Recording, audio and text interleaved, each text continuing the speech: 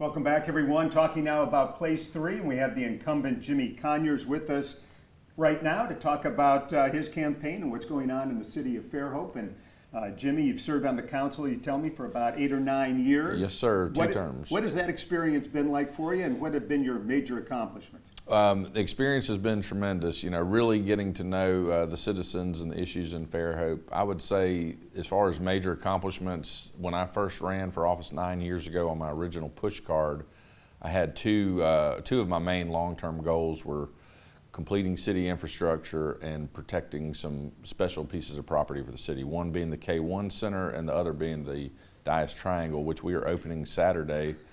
Phase 1 is it's 108 acres total, but 72 acres of parks and trails, and it's taken 9 years of work to get to this point. Yeah, it's been something that's been in the news for decades, and, yes, sir. And finally kind of a solution to it, I guess.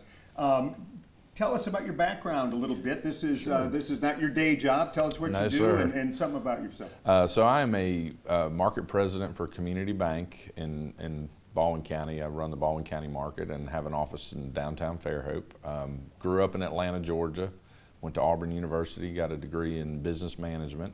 Met my lovely wife, Ashley, in Auburn, and Ashley's a Fairhope native, and we moved back to Fairhope about 22 years ago, have 2 daughters, and grew up here and in Fairhope schools, and just love being part of the community and love being involved in every aspect.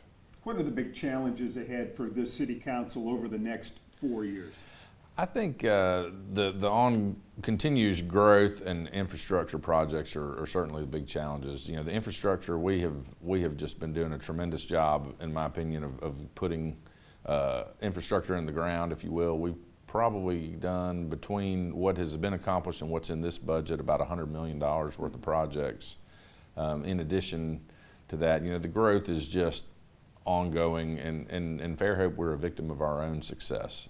Popular place to be, and people want to continue moving here. We just have to find ways to try to manage that and control that as best as we can. Yeah, it's a fine balance, isn't it? It is. Very, very challenging to find that nice level footing.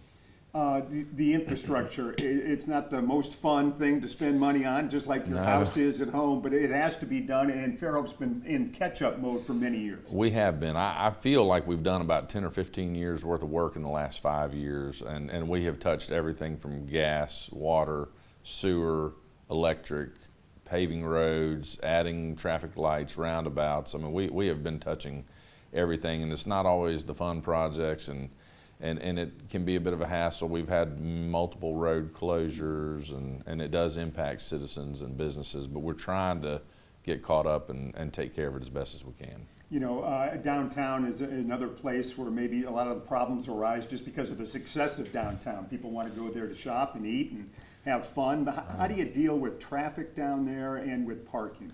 So we're in the middle of a parking study right now, and I'm open to hearing all options. We do have a parking deck in town that is not often completely full. Other than Mardi Gras and Christmas parade, it usually has space available. So a lot of it's education, just trying to redirect people to that spot. But you know, the downtown central business district is the heart of Fairhope, and between that and the Bay, I mean, that's what really sets Fairhope apart. So anything we can do to protect that experience for our local citizens, for tourists, we want to continue to make downtown a place that's thriving and open and hospitable.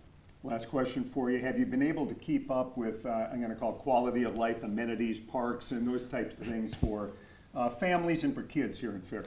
Well, and I'd mentioned earlier the 72-acre phase 1 of the 108-acre Dias Triangle, which is the Flying Creek Nature Preserve. I mean, I think that's a tremendous project. We've been adding pickleball courts. We bought 114 acres for expanding future recreational property. We've bought multiple other pieces of property around town that have, not only does it provide an opportunity for future parks and recreational areas, but it also prevents that from being developed and adding homes. We've been doing about a $10 million project on the Bayfront, and we're wrapping that up soon too.